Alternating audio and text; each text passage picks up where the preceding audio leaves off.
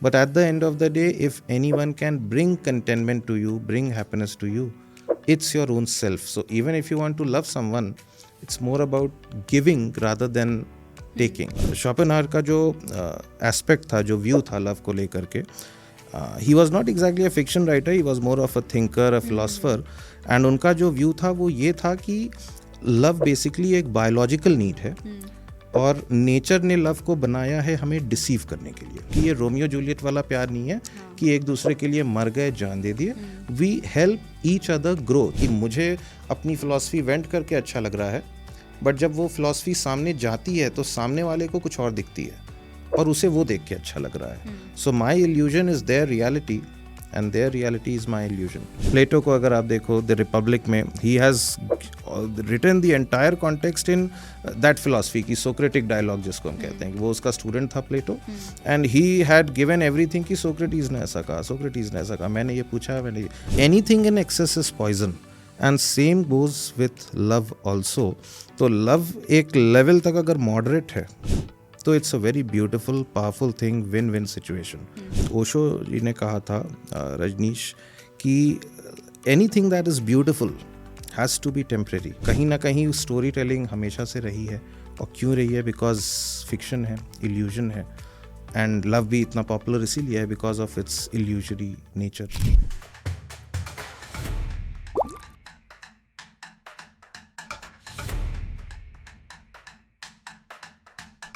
Hello everyone and welcome to another episode of BFC publications podcast. यहाँ हम मिलते हैं राइटर्स से और जानते हैं उनकी बुक्स के बारे में और क्या उनकी बुक्स के पीछे लिखने का थॉट प्रोसेस रहा. तो चलिए शुरू करते हैं आज का एपिसोड. लव को लेके हम सबकी एक अलग ही अंडरस्टैंडिंग होती है. कुछ लोगों के लिए love means sacrifice, for others it means heart break और even self discovery at times. बस ऐसी ही एक किताब है लव्स हैंगओवर, जिसके ऊपर आज हम बात करने वाले हैं. तो आइए मिलते हैं लव्स हैंगओवर के ऑथर राइटर मिस्टर नतांश दुबे से और जानते हैं कि उनकी अपनी अंडरस्टैंडिंग क्या है लव के ऊपर और उन्होंने ये किताब क्यों लिखी है और क्या प्रोसेस रहा उनकी इस किताब को लिखने का. Welcome to our show sir. Thank you. So sir, to begin with, सबसे पहले तो हम यही जानेंगे कि एग्जैक्टली जो आपकी बुक लिखने के पीछे जो थॉट था, क्या ये कहीं ना कहीं आपके रियल लाइफ एक्सपीरियंसेस से भी इन्फ्लुएंस था? ये सवाल, ये क्वेश्चन आई मीन काफ़ी ऑफन मुझे आता है जब भी लोग पूछते हैं तो कि क्या ये आपकी कहानी है या आपसे ये रिलेटेड था. So to be honest, to a certain extent है, बट अगर हम ओवरऑल किसी भी फिक्शन को देखें तो it is a mix of what really happened, some reality, and what you wanted कि शायद ये ऐसा होता. तो it's a mix of both, कि हमारा कुछ इमेजिनेशन भी है, कुछ रियलिटी भी है. So I would not completely disagree कि ये मेरी कहानी नहीं है. काफ़ी हद तक मेरी कहानी है, बट हाँ, इसके बहुत से पहलू ऐसे भी हैं जो शायद वो हम कह सकते हैं मेरी हसरत रही हो या इमेजिनेशन हो या थोड़ी कहानी हो. So yes, to be precise, it is more और less inspired by my own story, क्योंकि ये मेरी पहली किताब थी.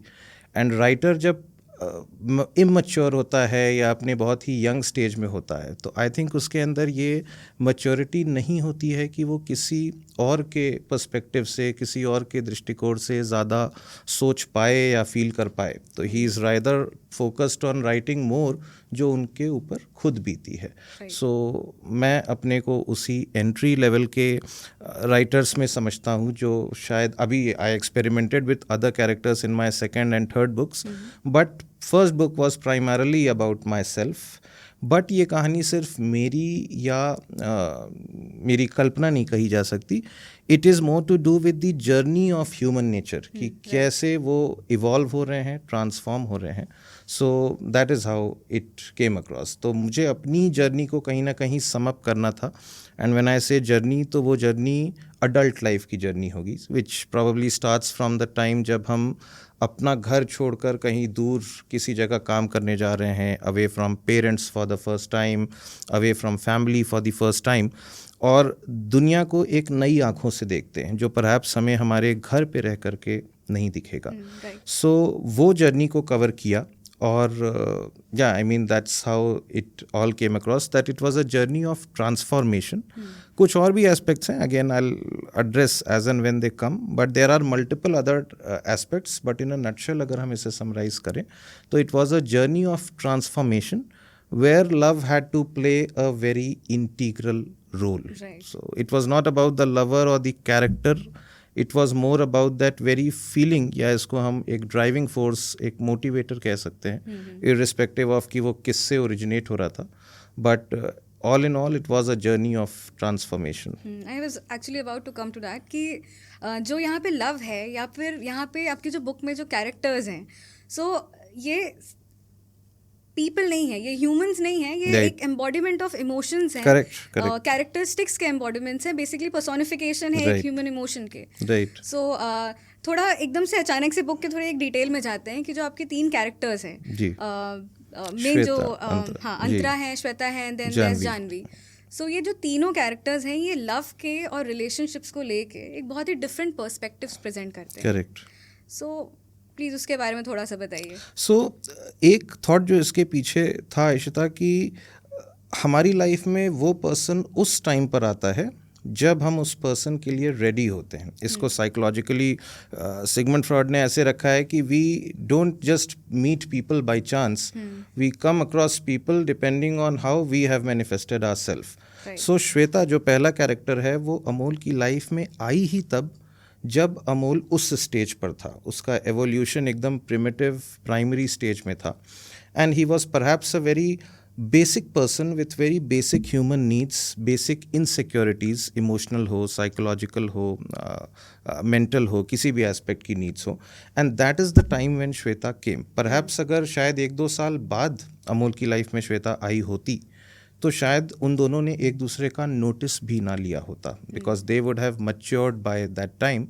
बट कोइंसिडेंटली वो उस फेज़ में थे कि उस फेज़ में श्वेता आई, एंड इतनी अट्रैक्टिव लगी अमोल को that she became his world in a very short span of time. तो वो एक पैशनेट लव था, वो एक फायर थी, एक बर्स्ट जिसको कहें हम, it was like fire, thoughtless in another ways. तो कहीं ना कहीं थॉट और इमोशन का स्ट्रगल अगर आप देखें तो इस स्टेज पे अमोल की इमोशन डोमिनेंट है. There is less thought because there is less database, there is less experience, and because there is less thought then emotion tends to dominate. तो कहीं ना कहीं अगर आप towards the end of Shweta भी देखो तो यू विल सी कि उस कैरेक्टर में it's not about her at the end of the day. जो हमने बुक में भी बताने की कोशिश की है कि श्वेता में खूबियाँ थीं, खासियत थीं, बट उतनी नहीं थी जितनी अमोल को दिखती थी, वो भी उस स्टेज ऑफ लाइफ पे. शायद वो भी आज से 2 साल बाद जब पीछे पलट के देखता है, सो ही थिंक्स कि हाँ नहीं, everything was good but it was not that good कि मैं इतना पागल हो जाऊं. Sometimes it happens कि you're not Right. in love with the person, but Right. the idea of love. The idea of being in love, and it was not even an idea of being in love in his case. His case was more about his insecurities, कि उसको श्वेता में एक refuge दिखता था. So I have always been very obsessed with psychology and human behavior. मेरा profession भी वही रहा है 10 साल से. Sigmund Freud का नाम लिया. Right. So, and even if I read fiction, if you talk about Dostoevsky, Leo Tolstoy, या such writers जो बहुत ज़्यादा romanticize नहीं किए चीज़ों को, and they have always tried to bring the psychology element even in their fiction. So, कहीं ना कहीं मैंने इस बुक को जब कैरी करने की कोशिश की है तो इस एंगल से किया है कि it was more of a psychological struggle of Amol. And during that course of struggle, Shweta may come in, Janvi may come in, Antara may come in. But all in all, like you said, that it was not about that character. It was more about कि अमोल क्या feel कर रहा है. And he's just projecting those needs on whoever comes in front of it. And coincidentally, उस time पे Shweta was the most compatible person. So उसने अपनी वो insecurities उस पर project की और उसे एक refuge दिखा कि I am away from my family, no love, no affection, कोई मेरी केयर करने वाला नहीं है. I am a very introverted, anti social kind of guy, and perhaps she is the one जिसके पास आकर I can be my own self without the fear of being judged. And ज़्यादा कुछ अगर आप देखो तो श्वेता बोलती भी नहीं थी ज़्यादा कुछ. I mean she was just being her self.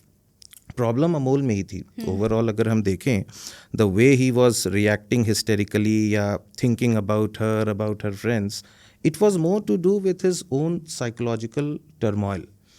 And by the time with experience वो इवॉल्व हो गया तो वो चीज़ उसको बहुत इमटेरियल लगने लगी। ओके, सो मेरे पास एक पॉइंट है, but if I say that तो वो एक तरह से आपकी बुक के एंडिंग का एक स्पॉइलर हो नहीं, जाएगा। Which is okay, I think 2-3 या यस। सो जो इमोशनल वल्नरेबिलिटी एक पॉइंट पे अमोल की थी, राइट, जो वो पहले आई थिंक श्वेता में वो रेफ्यूज ढूंढ रहा था कि उसको संभाल सके कोई, somebody to take care of him Right. since he was away from his family.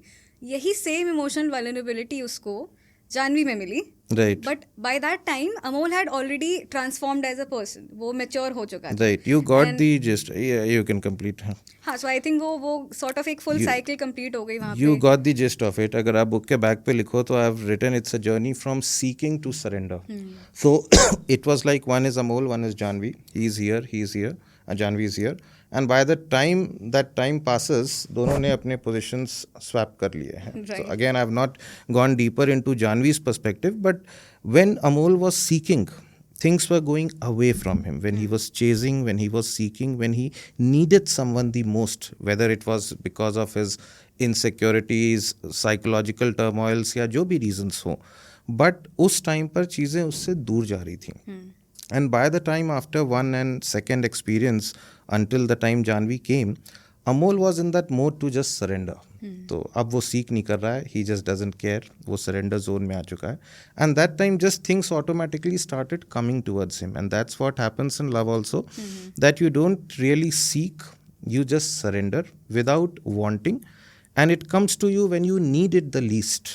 तो और ये सिर्फ लव के लिए नहीं है, लाइफ में कोई भी एलिमेंट हो, कोई भी एस्पेक्ट हो, जब उसकी ज़रूरत आपको सबसे कम होती है उस समय वो चीज़ आपको सबसे ज़्यादा ऑफर होती है। Even in a bank loan if you see कि जो लोग की लोन रीपे करने की पोजीशन ज़्यादा अच्छी है उन्हें बैंक ज़्यादा लोन देते हैं, बट उन्हें चाहिए नहीं, और जिन्हें चाहिए उनका सिबिल स्कोर ख़राब है या what ever the reason is, so what you want desperately you don't get, and what you get you may not want. So at the end of the day यहाँ भी हम वापस उसी जोन में जाते हैं कि लड़ाई हमारी अंदर की है, हमारी साइकोलॉजिकल है, हमारे अपने विचार हैं, and it is nothing really about this person or that person or this society. We end up blaming people, doubting people, expecting from people कि तुम मेरे लिए ये करो, मैं तुम्हारे लिए वो करूँ, but at the end of the day if anyone can bring contentment to you, bring happiness to you, it's your own self. So even if you want to love someone, it's more about giving rather than taking. So that was one premise की seeking and surrender. Like I said in the beginning कि उसके कई aspects हैं जो मैंने सोचा, and in the end वो सारे collectively एक साथ आपको बैठते दिखेंगे कि that's how it fix, or that is where transformation is happening. Okay, so आपने जैसे अभी फ्रॉइड का नाम लिया था, तो you've read psychology as well, Right. And आपकी बुक में काफ़ी हैवी थीम्स भी हैं, फिलोसॉफिकल थीम्स भी हैं, सेल्फ Right. डिस्कवरी हो गया, हार्ट ब्रेक हो गया, इनफैक्ट और भी बहुत सारी चीज़ें, ट्रांसफॉर्मेशन का बहुत मेजर इसमें Correct. एक थीम है। So my question to you is कि जब आपने बुक लिखने का सोचा, उस टाइम पे दो तरीके हो सकते हैं। एक होता है कि आपने उठाए philosophical aspects and psychological aspects and you thought कि मैं इस पे लिखूंगा and I will weave all these themes into a story. Right. तो अप्रोच आपका ये था, या फिर दूसरा अप्रोच था कि मैं एक स्टोरी लिखूंगा, एक नॉवल लिखूंगा और उसमें ये थीम्स डालूंगा?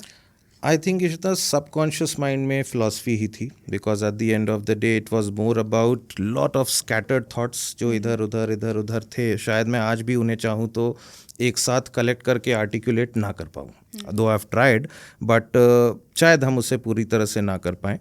और कहीं ना कहीं ये भी थॉट था कि आई शुड राइट समथिंग जो थोड़ा कूल है, ईजिली एक्सेप्टेड है सोसाइटी में, लोग उसको, I will be very honest with you कि जब मैं लिख रहा था तो मेरा थॉट बहुत ही फिलोसॉफिकल और थ्योरेटिकल था, but I knew very well कि this is not going to be taken by the market unless and until मैं इसको थोड़ा सा कवरिंग ऐसी ना दूं जबकि ये थोड़ी बेसिक चीज़ लगे, लव स्टोरी साउंड करे, and that's where the title love's hangover come. तो जो लोग उसके डीप जाएंगे वो समझेंगे कि he is not talking about a love story और a love affair, he is talking about love's hangover कि what is happening after love.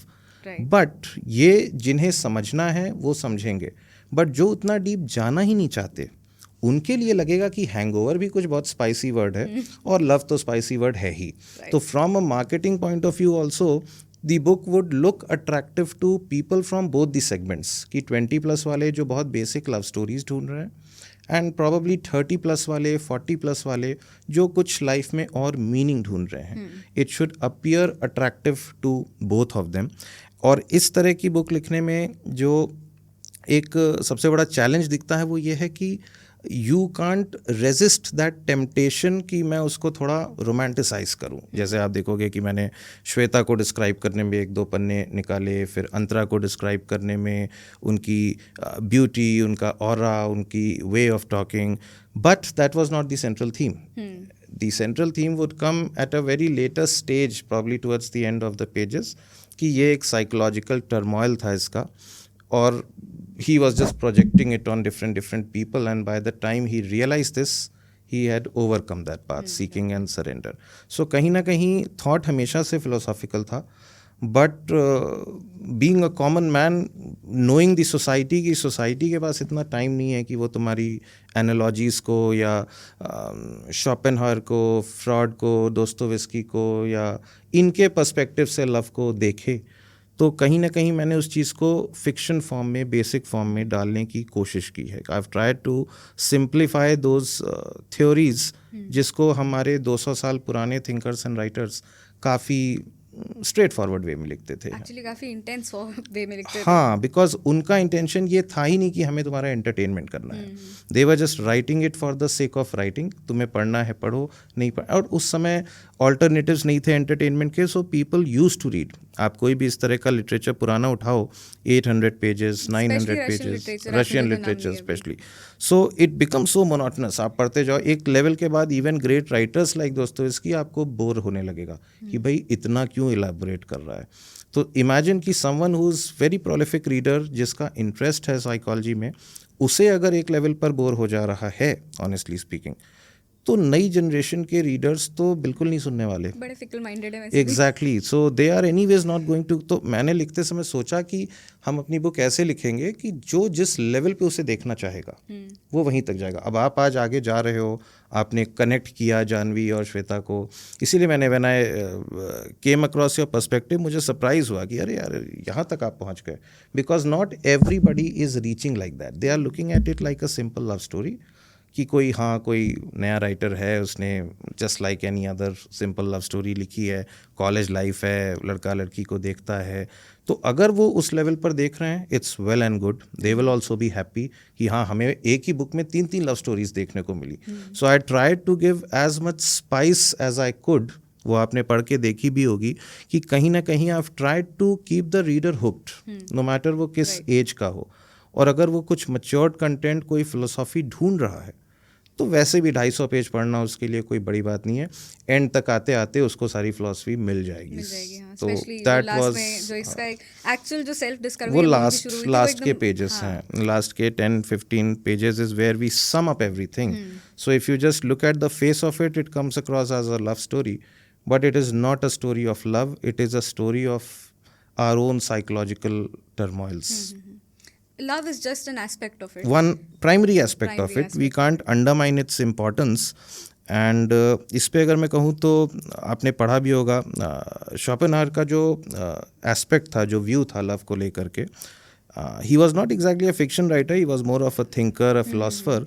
And उनका जो व्यू था वो ये था कि लव बेसिकली एक बायोलॉजिकल नीड है, और नेचर ने लव को बनाया है हमें डिसीव करने के लिए, कि भाई स्पीशीज़ चलते रहने चाहिए, ह्यूमन स्पीशीज़, मेटिंग होनी चाहिए, and humanity must go on. That's, जिसने भी इस धरती को बनाया उसने ये सोचा हर जीव के लिए. और क्योंकि ये सोचा तो उसने इंसान के दिमाग में कुछ ऐसे केमिकल रिएक्शंस डाले कि इंसान को हमेशा उस पर्सन की तरफ अट्रैक्शन होता है जिसके साथ वो मेट करके रिप्रोड्यूस कर सके.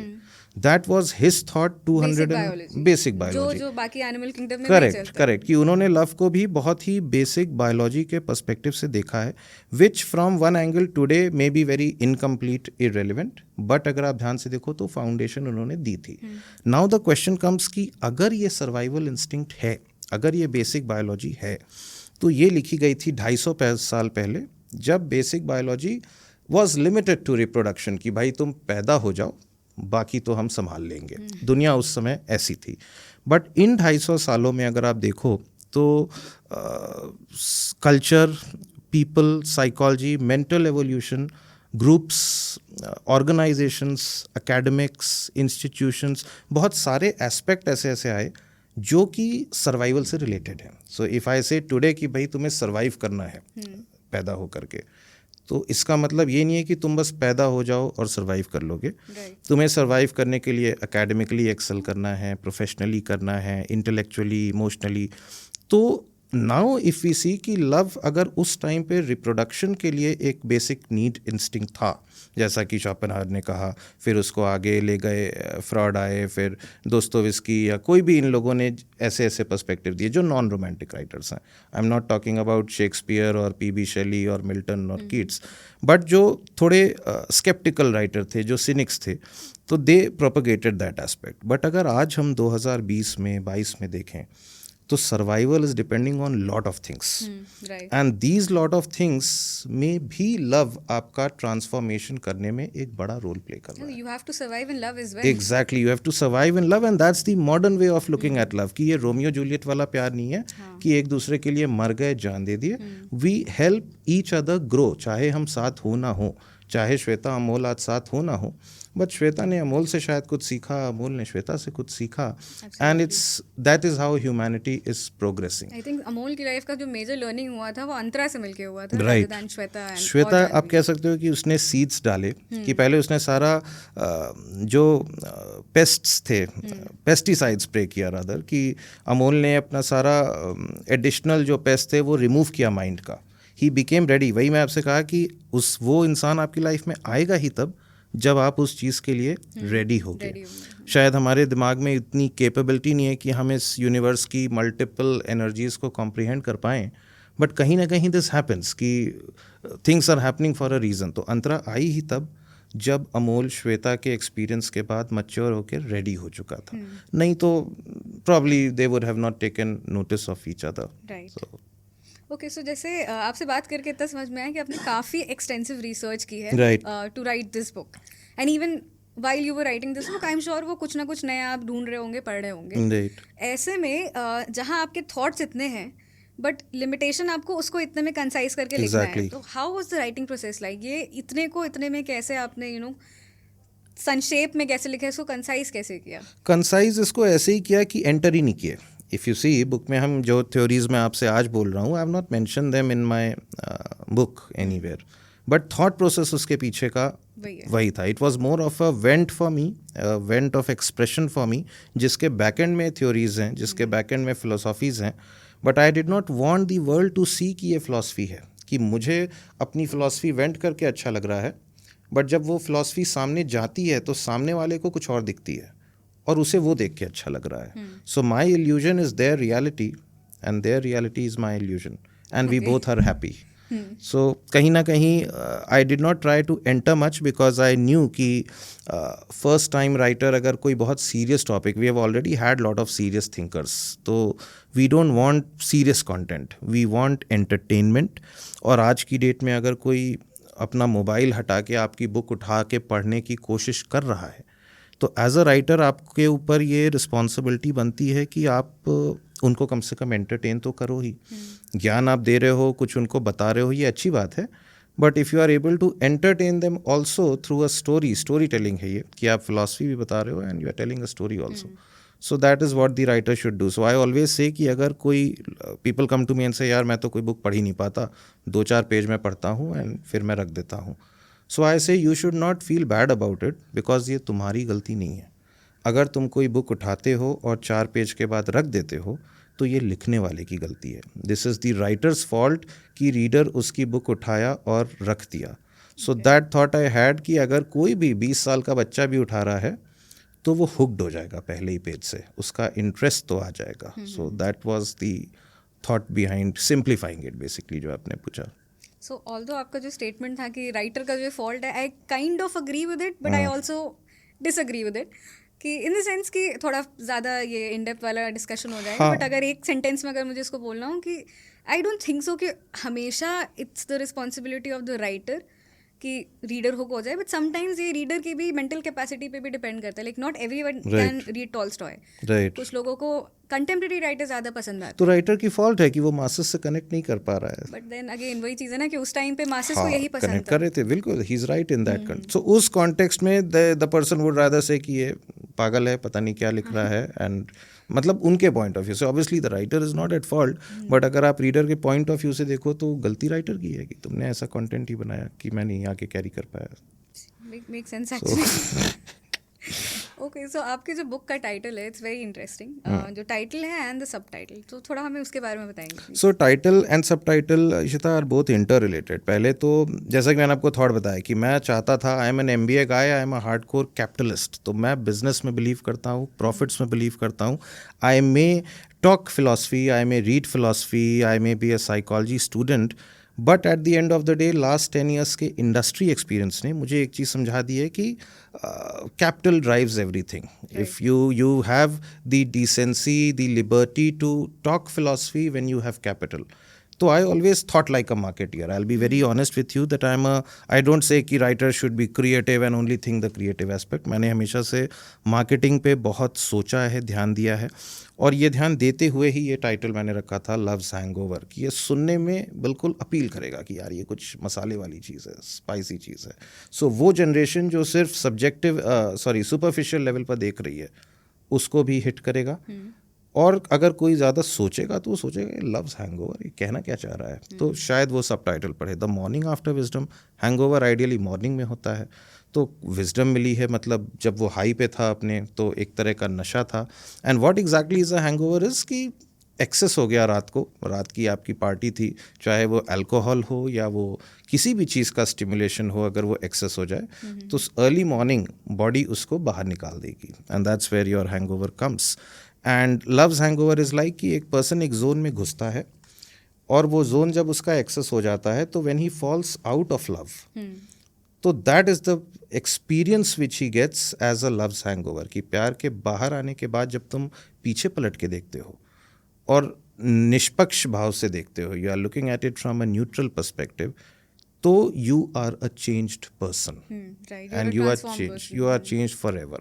And the moment you are changed, some other type of love will come in your life when you are ready for it. And that's how Shweta, then Antara, then Janvi come.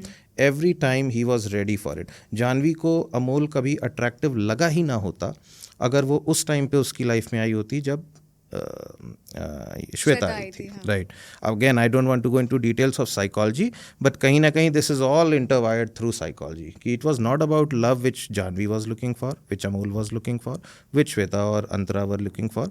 It was more about their specific psychological turmoils, and coincidentally या through some energies of the universe वो energies आपस में compatible हो गई for that time period. So loves hangover लिखने title के पीछे यही रीज़न था.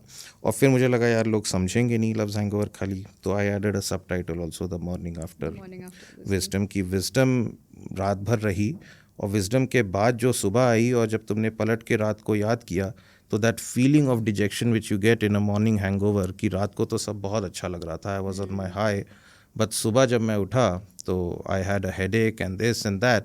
और फिर मैंने रेजोल्यूशन लिया कि now I will not drink in excess, और अब मैं ये गलती नहीं करूँगा, अब मैं खूब काम करूँगा. So you become a very सुधरा हुआ person at least for the next 1 week, जब तक कोई दूसरा वीकेंड आता है. तो and the moment you become a सुधरा हुआ person, some other new person will come and you will again get a reason to go in that transcendental experience, we can say, कि वो एक तरह का ट्रांस ही है. और फिर आप बाहर आते हो और हैंगओवर होता है. तो अमोल के कैरेक्टर में हमें पूरे एक एक स्टेज में वो देखने को मिला. वो एक एक स्टेज में देखने को मिला. एंड अनदर रीज़न इतना was that somewhere in from my own personal life I have always been very thankful to the women in my life, चाहे वो मदर के फॉर्म में हो, सिस्टर के फॉर्म में हो, किसी पार्टनर के फॉर्म में हो. So somewhere I also wanted to portray an aspect कि the role which women play in making a man, they may not realize it, they may do it subconsciously.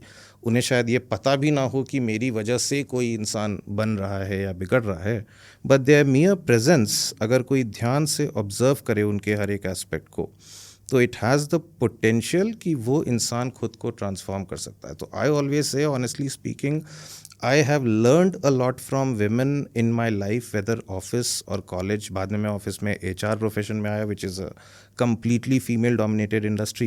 So my boss, my reportees, my colleagues, all of them are women. तो कहीं ना कहीं they have played a very crucial role in shaping me as a human being. Because when I compare myself जो 15 साल पहले था, I've studied in a boys school. यहाँ मैं लखनऊ का ही हूँ, so लमार्टनियर से मेरी स्कूलिंग थी, तो बॉयज़ स्कूल था, मिलिट्री वाला माहौल था हमारा. तो हम बहुत ही मतलब नैरो या पैरोकियल व्यू रखते थे लाइफ का कि ये ऐसे गलत है, इसको ऐसे कर दो, ऐसे कर दो. We believed in just do और डाई थिंग्स, क्योंकि हमें स्कूल की प्रोग्रामिंग ही 12th क्लास तक ऐसी हुई थी. उसके बाद when I landed in college and that too in HR batch, MBA HR, तो वहाँ पर मैंने देखा कि there were just 2 guys, me and one other guy, and 33 girls थी क्लास में. ऑल बॉयज से जो ऑल गर्ल्स में हम गए, और पहली बार हमने गर्ल्स से इंटरैक्ट ही किया 12th के बाद. I think I have address this point also कि मैंने जब क्लासरूम में लड़कियां देखी कि बैठी हैं, तो मुझे बिलीव ही नहीं हुआ, because we had never seen girls in our life until class 12th. हमने देखा ही नहीं था, हम तो जानते ही नहीं थे कि ऐसा भी कुछ होता है. सो वहाँ से वो जर्नी शुरू होती है कि वो कितना प्रिमिटिव है अमोल, और धीरे धीरे 1 साल 2 साल 4 साल 5 साल में जैसे जैसे उसके एक्सपीरियंसेस बढ़ते हैं, तो विमेन वो एस्पेक्ट उसको लाइफ का देती हैं जो आज तक वो जानता ही नहीं था. So he owes that to all the women who came in his life, who helped him become a woman, become a man. So kahin na kahin that is also one aspect which I wanted to address by showing 3 different characters. So can we say that Amol is Natansh in a way? It is. I said in the beginning that it is Natansh. It is Natansh to a great extent. It was my, and that is why मैंने first person में, वो जैसे आप मेरी second book देखो तो वो first person में नहीं लिखी गई है, because it's not my story. But first story is more of autobiographical, fiction कह सकते हैं, लेकिन autobiographical है. The names, the places, all of the things may change. अब मैं डिप्लोमेटिक हो जाता हूँ तो मैं कभी खुल के ये बात कहता नहीं हूँ कि पूरी कहानी मेरी है, बट कहीं ना कहीं इसलिए I always give that disclaimer कि नहीं कुछ कल्पना भी हो सकती है, so that people and up wondering कि क्या सच है क्या नहीं है. So that's a different thing. But कहीं ना कहीं इन अ नटशेल जो आपने कहा कि Amol's journey is Natansh's journey. Okay. So, but then the people who are in your life, they might know कि okay, ये aspect, ये incident है, this is very similar to what has happened with you. They know it. My friends and all, they are very, they know the characters कि ये किसकी बात कर रहा है. So ऐसा ही एक friend अमोल के life में भी है, right. Amit. Right. So is it कि अमित आपके भी life में कोई है ऐसे ही दोस्त? Also अगर हम personally एक in generalized बात करें तो कितना इम्पॉर्टेंट होता है एक फ्रेंड का, अमित जैसे एक फ्रेंड का होना आपके लाइफ में, who is there to guide you, who is there to give you a shoulder when you need a shoulder to cry, and जो आपको सही एडवाइस देगा, अनबायस्ड एडवाइस देगा, rather than just agreeing with what you are saying. Correct. So how important is the role of a friend in life? Important है, and important इसलिए नहीं है कि वो फ्रेंड इंटेलिजेंट है या वो एडवाइस दे रहा है. इम्पॉर्टेंट इसलिए है कि वो फ्रेंड एक मिरर का काम कर रहा है. जैसे श्वेता अंतरा जानवी भी थे, तो that friend is also, it may sound very insensitive to you कि मैं हर इंसान को मिरर बोल रहा हूँ, but at the end of the day that's what it is कि आप, दैट इज़ ट्रू कि आप खाना भी खाते हो तो टेस्ट खाने में नहीं है, आपके टेस्ट बड्स में है. तो एक्चुअल में जो भी सेंसेशन आपको हो रहे हैं वो आपके अपने सेंस ऑर्गन से, चाहे वो विजन का हो, टेस्ट का हो, टच का हो, कोई भी हो. ऑल्सो आप जो मेरे बारे में सोचेंगे और आप जो मुझे बताएंगे, that is a mirror for me, because that will give me an insight कि this is what the other people और the other person thinks about me. Correct. So उस पॉइंट ऑफ व्यू से फ्रेंड का होना ज़रूरी है. And that dialogue जो है अमित और अमोल की जो कॉन्वर्सेशन है, they are sitting for a drink together, hostel का रूम है. तो मैं अगेन साथ में ये भी लेके चल रहा था कि यंग जनरेशन को डिसअपॉइंट नहीं होना चाहिए, और साथ में एक फिलोसॉफी भी चल रही है. So I have just tried to mix both of them. So it was not in, अगर आप मुझसे रियलिटी पूछो तो अमित जो फ्रेंड है वो इतना इंटेलिजेंट नहीं था जितना मैंने उसे पोर्ट्रे किया है, but I wanted some medium जिसके थ्रू हम बातों को निकाल सकें कि एक्चुअल बातें हैं क्या. And this is where dialogue comes in the picture कि शायद मैं वैसे कोई बात ना रियलाइज़ कर पाऊँ, बट अगर मैं आपके साथ एक डायलॉग में उतरता हूँ तो आपकी वजह से मेरे ही मुंह से वो बात निकल जाएगी या आपसे निकले. तो अगर आप मतलब एंशिएंट फिलोसफर्स को भी देखो, आई थिंक प्लेटो को अगर आप देखो द रिपब्लिक में, he has written the entire context in that philosophy की सोक्रेटिक डायलॉग जिसको हम कहते हैं, कि वो उसका स्टूडेंट था Plato, and he had given everything कि सोक्रेटिस ने ऐसा कहा, सोक्रेटिस ने ऐसा कहा, मैंने ये पूछा, मैंने आप मॉडर्न लिटरेचर में भी, I had read one book, it was related to psychology only, courage to be disliked. तो उसमें जो पूरा नरेशन है बुक का, वो एक डायलॉग है कि एक साइकोलॉजी का स्टूडेंट है और एक मास्टर है, वो क्वेश्चन पूछता है, वो आंसर देता है। आप भगवत गीता ही देख लो, आप पूरा नरेशन जो है भगवत गीता में, वो कृष्ण और अर्जुन का, it's a question answer dialogue, it's a dialogue. So वहाँ के अगर हम देखें तो उस पॉइंट ऑफ व्यू से तो है ही कि एक मिरर दे रहा है, but in addition to that emotional support, shoulder to cry on, एक vent, because anyways Amol is thoughtless, वो एक बहुत ही डम वर्जन है, जो डम ज़्यादा ब्लंट हो गया, प्रिमिटिव वर्जन है रादर। सो कहीं ना कहीं उस पॉइंट ऑफ व्यू से भी फ़ायदा है। तो ऑब्वियसली दोस्त का होना अच्छा है, प्रोवाइडेड कि वो दोस्त है, दोस्त के रूप में कुछ और नहीं है। So a sincere friend is always a blessing. And एक चीज़ मैंने और रियलाइज़ की कि फ्रेंड्स की अगर आप इम्पोर्टेंस पूछो तो कई बार friends can be more powerful than your family, और ये बात वो लोग mostly friends are more powerful than your family, right. तो अगर आप ये चीज़ मतलब डीपली देख के समझो तो आपको दिखेगा कि friends can be your extended family and they can be more powerful than your own family, provided कि you have faith in that institution. अगर आप सोसाइटी के दिए हुए इंस्टीट्यूशन से बंधे हुए हो कि नहीं फैमिली ही सब कुछ है और मेरे ब्लड रिलेटिव्स मेरे सगे हैं, अगर आप वो थॉट रखते हो तो आपके साथ वैसा नहीं घटने वाला। आपके साथ आप जो सोचोगे वो मैनिफेस्ट भी हो जाएगा और वैसा ही आपको दोस्त भी मिलेंगे, और आपकी वही बिलीफ वापस स्ट्रांग हो जाएगी कि नहीं मेरी फैमिली ही मेरी सगी थी।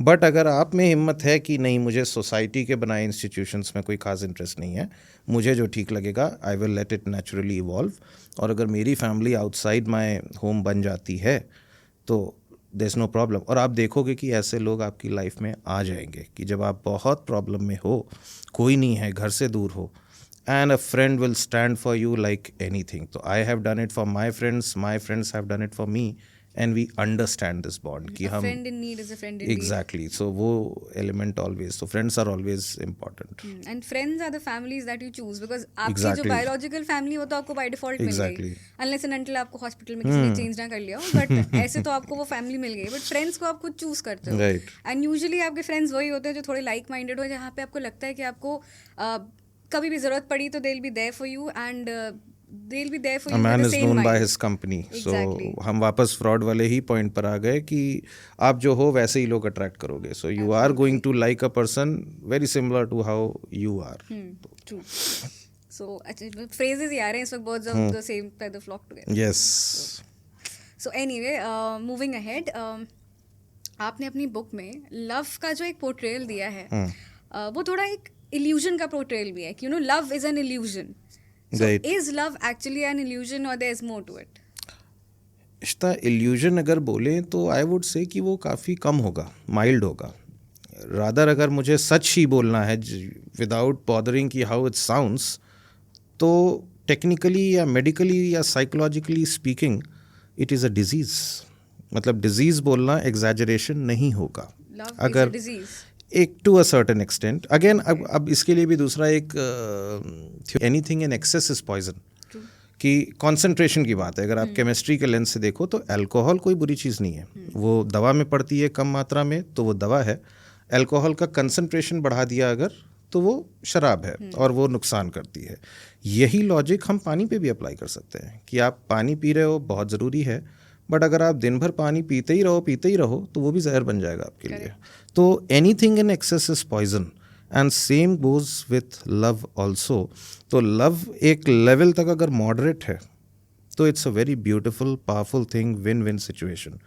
बट अगर आपका लव थोड़ा वो वाला हो रहा है, पैशन वाला, बर्स्ट वाला, फायर वाला, या जिसको हम लिटरेचर में भी रोमांटिसाइज किए हैं, फिल्मों में, बॉलीवुड में रोमांटिसाइज किए हैं, तो I think it's a disease. And if it is a disease obviously it has to be an illusion, because आप किसी भी चीज़ को आउट ऑफ प्रपोर्शन अगर ब्लो कर रहे हो तो वो रियलिटी तो हो नहीं सकता.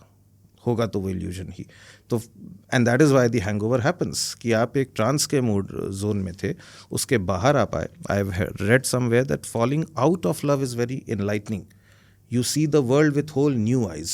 कि आप when you are in love आपको हर एक पर्सन अलग दिख रहा है, हर एक माहौल अलग दिख रहा है, but when you fall out of it एकदम हैंगओवर वाली सिचुएशन हो जाती है. So it is an illusion provided it is a reality also, but somewhere it is an illusion. अगर आप medically या see I tend to look at it from a very different lens. अगर आप arts के aesthetics के lens से देखो तो illusion बोलेंगे तो लोग offend हो जाएंगे.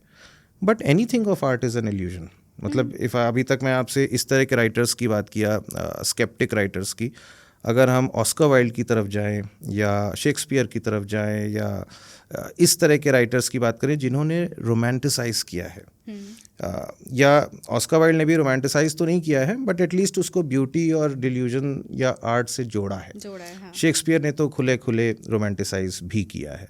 तो इस पॉइंट ऑफ व्यू से आप देखो तो it may look something different, but in सबको अगर कोई कलेक्ट कर सकता है कि ईस्ट के राइटर्स, वेस्ट के राइटर्स, पुराने नए थिंकर्स एंड कंटेम्प्रेरी राइटर्स, आपके वो कौन सी एक बुक में आजकल बहुत एकदम मुराकामी करके, आई have not read it but मैं काफ़ी देखता हूँ, I read about the writer, मैंने वो बुक पढ़ी नहीं है, बट उसमें भी उन्होंने कहीं ना कहीं उसको डिवाइन इंटॉक्सिकेशन से, रूमी वाले से जोड़ने की कोशिश की. वो रूमी का नया वर्जन है basically. I am not sure but शायद कुछ इस तरह का कॉन्सेप्ट नॉर्वेजियन वुड में भी हमने डिस्कस किया है. राइट. तो ये एस्पेक्ट्स हैं. बट अगर कोई चीज़ आप बोलो कि व्हाट इज़ एन अम्ब्रेला जो इन सारे एक्सट्रीम्स को एक कवर में कवर कर सकता है, तो it has to be science, it has to be psychology, it has to be medicine. और from that point of view it can be called a disease. तो इल्यूजन होगा तो ही डिजीज़ होगी. कभी कभी मेरे व्यूज़ थोड़े ब्लंट हो जाते हैं. I don't, especially when you are talking on a topic as sensitive as love, as fragile as love, तो उसको डिजीज़ कह देने से शायद लोग हर्ट हो जाएं, उनकी फीलिंग्स हैं वो, बट कहीं ना कहीं है डिजीज़. एंड मैं सिर्फ कह दे रहा हूँ, अच्छे अच्छे राइटर्स ने, अच्छे अच्छे लिटरेचर में उन्होंने लिटरली दिखाया है उसे डिजीज़ बना के, चाहे मैकबेथ हो, रोमियो जूलियट हो, कोई भी हो. मतलब if you have read Wuthering Heights उसमें भी, हाँ, एमिली ब्रॉन्ट, सो उसमें भी है, दिखाया है. So I am just saying it what they have already been saying.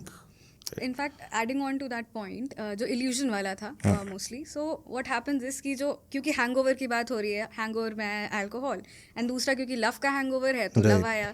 सो आप इंटॉक्सिकेट खुद को क्यों करते हो? When you want to escape, आपकी लाइफ में भी पेन ज़्यादा हो, मतलब नॉट ऑलवेज, ऑब्वियसली आप सेलिब्रेशन में भी यू ड्रिंक, बट एक एस्पेक्ट ये भी है कि when you are in pain you drink to just suppress that pain for a few hours may be.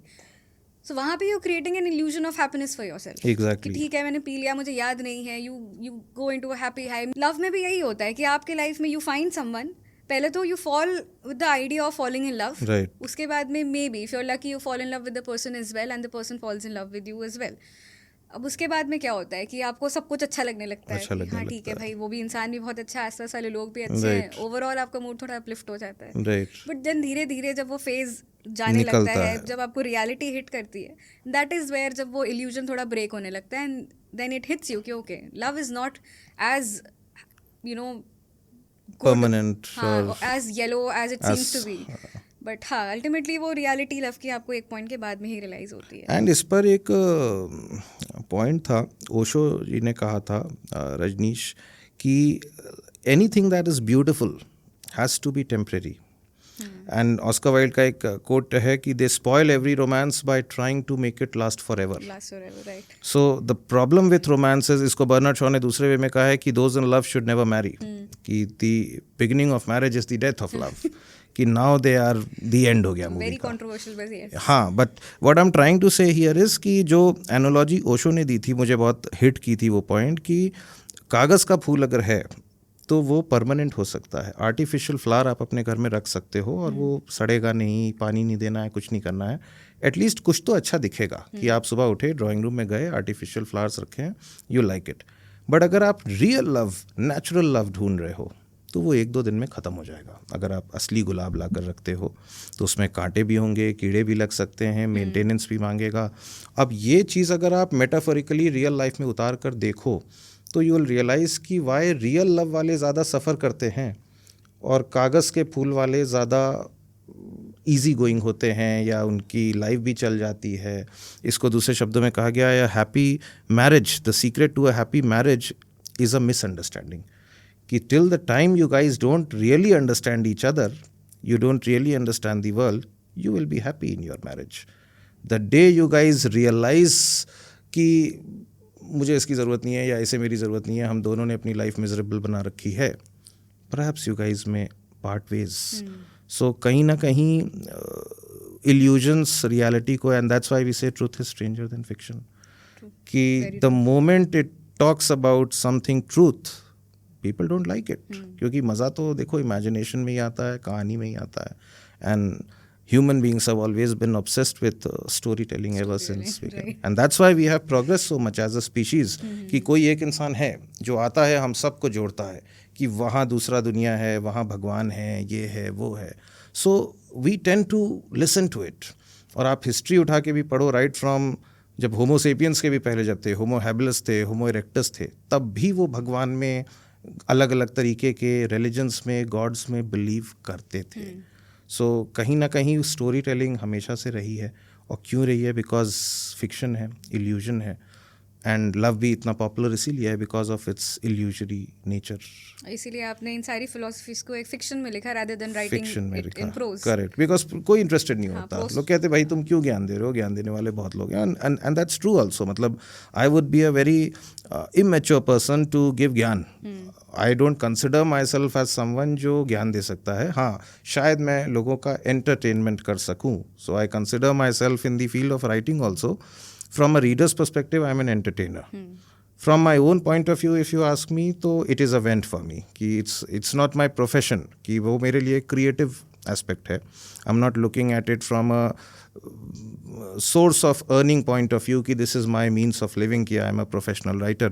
So I write from the perspective कि मुझे मज़ा आना चाहिए. The journey of writing should be fun. लोगों को तो कुछ और ही समझने वाला है. You are one of the very few people Ishita जिसने बात की स्पिरिट को पकड़ा है पूरी बुक की. Otherwise most of the places, most of the people I have spoken to, उन्होंने बहुत ऊपर लेवल पे इस बुक की बात की है. एंड मैंने भी उन्हें खुद से बताने की, आप जितना मुझे खोलते जाओगे मैं खुलूँगा, मैं खुद से आपको कुछ नया एस्पेक्ट नहीं दूंगा. So that is what I have tried to do also. So I was very happy to see कि आप शुरू बताया मैंने तो आप उसको एंड से रिलेट कर पा रहे हो. But that was my thought, but not every reader would go through it, right. Not every reader. And that was my intention also. इसीलिए वैसा टाइटल है कि जो नहीं, एंड होना भी नहीं चाहिए. I mean I had this realization at 31, 32. So why should anybody have that realization at 20, 21? They should go through that natural phase. शायद मैं खुद अगर 21 साल का होता और अपनी ही बुक पढ़ता तो मैं उसकी डेप्थ को नहीं समझ पाता. I would have also seen it like a Ravinder Singh type love story or any casual love story basically. Nothing against Ravinder Singh, but in general मेरा कहने का मतलब कि it is more of a, it would have been just a story for me. Right, okay. So एक और theme जो आपके book में आपने कवर किया है, इट्स इमोशनल डिपेंडेंस. तो इसको मैं बुक के ही एक एग्जांपल से समझाऊंगी कि जो मेरा क्वेश्चन है उसका थोड़ा एक अगर मैं बिल्डअप दूं कि यहाँ 4 अगर हम मेन कैरेक्टर्स की बात करें, there is Amol, Antara, Shweta and Janvi. ये चारों लोग कहीं ना कहीं एक दूसरे पे इमोशनली डिपेंडेंट थे. अमोल को इमोशनल डिपेंडेंस चाहिए थी, अमोल ज़्यादा था. श्वेता से काफ़ी उसको उसकी उम्मीद थी कि उसको मिलेगा, बट नहीं मिला.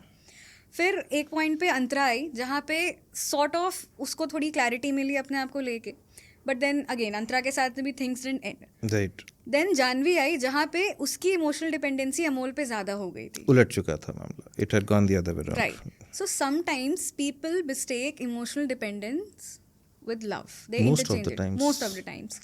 सो ये कितना होता है, मतलब इस थीम को स्पेसिफिकली आपने कवर किया, there must be a reason behind it.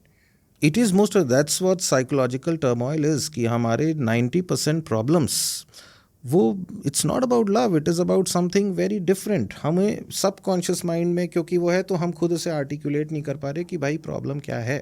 Problem validation की है, कि प्रॉब्लम फाइनेंशियल डिपेंडेंसी की है, कि इमोशनल डिपेंडेंसी की है, कि सेल्फ वर्थ के प्रूफ करने की है. And that's what Freud said कि love is a projection of unfulfilled childhood desires.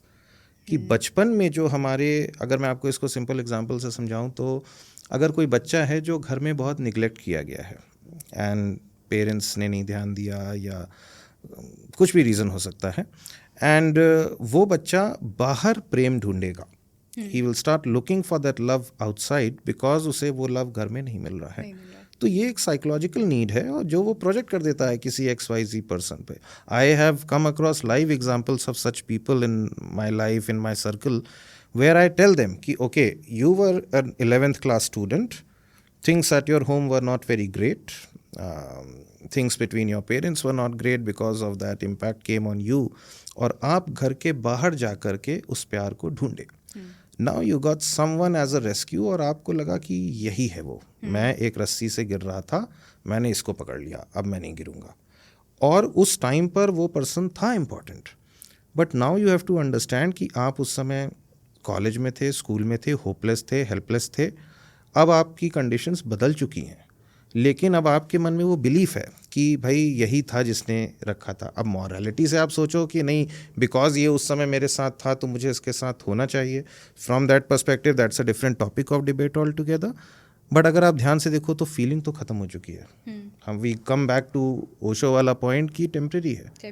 उसके बाद अगर आप किसी सक्सेसफुल मैरिज को भी देखो तो maybe towards old age फिर से प्यार जग जाए because of some other reasons between an old couple. But there comes a stage in your marital life also जहाँ प्यार ख़त्म हो चुका है. But because you have a sense of commitment, because you care for the person कि नहीं, हमने अगर हाथ थामा है एक दूसरे का तो हम आगे जाएंगे.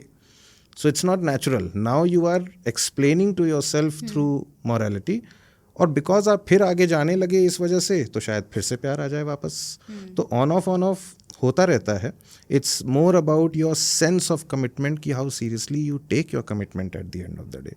अगर आप सिर्फ अपने रोमांटिक इम्पल्सेस पर चल करके किसी रिलेशनशिप में जाओगे तो it won't work for long. कि the day that trance is over you will give up. तो कहीं ना कहीं एक स्ट्रॉन्ग पर्सनैलिटी, एक स्ट्रॉन्ग विल पावर और सेंस ऑफ कमिटमेंट का होना ज़्यादा ज़रूरी है as compare to the power of love. So love से ज़्यादा इम्पॉर्टेंट है ये वाले एलिमेंट्स जो sense of commitment, sense of duty. तो आई ऑलवेज से कि कर्मा इज़ अबव लव. प्यार से भी ऊपर कर्मा. आप चलो किसी से प्यार नहीं करते, I don't like you as a person, but it is my duty to do this, I will do it. कि I have committed to you, I will do that. आप यही कर दो तो ठीक है. अगर वो बंदा फिर भी आपसे डिसअपॉइंटेड है तो वो उसकी प्रॉब्लम है. वो उसका साइकोलॉजिकल टर्मोइल है कि वो परहैप्स आपसे कुछ और रोमांटिक फैंटेसीज एक्सपेक्ट कर रहा है. But even if you do it as a duty, you appear nice as a duty and you don't really feel about it, then also I think you are trying your best, and we all do that. True. Sometimes I feel jab when any relationship comes down to duty only, Right. I think wahan pe the relationship starts dying a little bit because you're just fulfilling a duty, you're not there spiritually or wholly. But what other alternative we have? I'm not saying it is the best way out, but ये भी नहीं कह सकते ना कि you should come out of it. So even if you, for example, your blood relations, if you don't like your brother or your sister or someone, it doesn't mean कि आप उसको भाई मानना ही बंद कर दो. आज नहीं अच्छा लग रहा है, आज मेरी फीलिंग चली गई है, फिर भी वो मेरा भाई है. So मे बी अगले 1 साल मैं ड्यूटी कर लेती हूँ, बहन का रोल प्ले कर लेती हूँ, और शायद 1 साल बाद फिर फीलिंग्स आ जाएं मेरे अंदर. सो ड्यूटी अगर आप देखो तो थियोरेटिकली आपको एथिकल पॉइंट, इसीलिए मैंने कहा ये मॉरलिटी का क्वेश्चन है. कि मॉरलिटी से अगर आप देखोगे तो आपको उतना कन्विंसिंग ये थॉट नहीं लगेगा. But if you look at it from a practical point of view कि इसमें नुकसान किसी का नहीं है, सबका फ़ायदा हम सोच रहे हैं, सबकी हैप्पीनेस के बारे में सोच रहे हैं, and it's a stop gap arrangement. कि बीच में अगर मेरा अपना मेंटल टर्मोइल चेंज हुआ है तो मुझे यही मॉरलिटी ज़िंदा रखेगी कि even if I don't feel attracted towards this person now, I should remember that this person has played a role in my life, and keeping that in mind, I should stick to my commitment. क्या पता प्यार फिर से जवा हो जाए. And it's not just attraction या फिर एक lover वाला attraction, but it's in general आपकी कोई भी equation आपके friend से हो या किसी से भी हो. Right. तो I think यहाँ हम बात love की कर रहे हैं तो उस angle से, उस aspect से कर रहे हैं, but that's just one aspect of it. Right. We are talking about it in a larger picture. Right. Okay. So one last question, जो हमारे जो viewers हैं उनके लिए है कि अगर आपको अपनी तरफ से एक वर्ड ऑफ एडवाइस देना है कि जो सेल्फ अवेयरनेस होता है फॉर सेल्फ डिस्कवरी या आइदर वे, सो वाइस वर्सा अगर हम बात करें तो कितना ज़रूरी है हमारे लिए? आई थिंक बहुत ज़रूरी है, सबसे ज़्यादा ज़रूरी है. बिकॉज उसके बिना आप लॉस्ट रहोगे. You will be lost trying to figure things out if you are not aware. If you are basically self awareness is about going at the root of it. कि ओके अभी मुझे ये मन हो रहा है, वो मन हो रहा है, so I am going at the root of something. That is what self awareness is all about, root of my own self. So ये इम्पॉर्टेंट इसलिए हो जाता है because then your mind will race in 100 different directions. It's a very double edge sword, दो धारी तलवार है कि माइंड आपको थिंक करके आगे भी ले जाएगा, बट ओवर थिंक करके you might overspeed and fall also. So that is where you need to draw the line. अब कब स्पीड से ओवर स्पीड में आप लैंड कर रहे हो, ये आपको सेल्फ अवेयरनेस ही बताएगा कि भाई मेरी नीड्स क्या हैं, मेरी प्रॉब्लम क्या है, एक्चुअल प्रॉब्लम क्या है.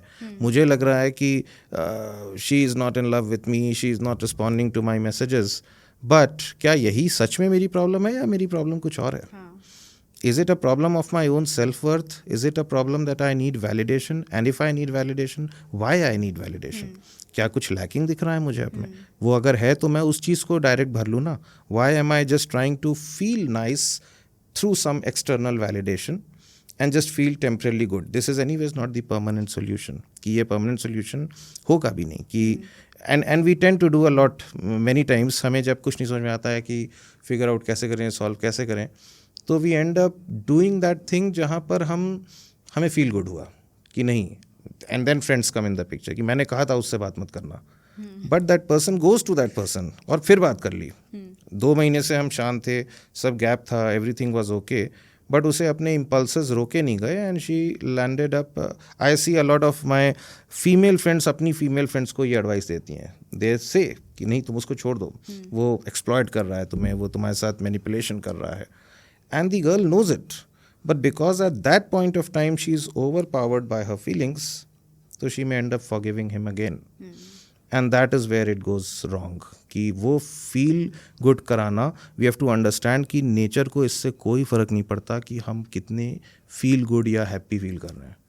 At the end of the day, there is a purpose which we have in life, and even if it is unpleasant or it does not feel good in the present, we have to choose that decision for the sake of future, हमारे खुद के future के लिए. So even if it may come across as a bit hard, and this trait is something which I've learned from the women only, जो मैंने कहीं ना कहीं कवर करने की भी कोशिश की है कि you should not try to give primary importance to how you feel.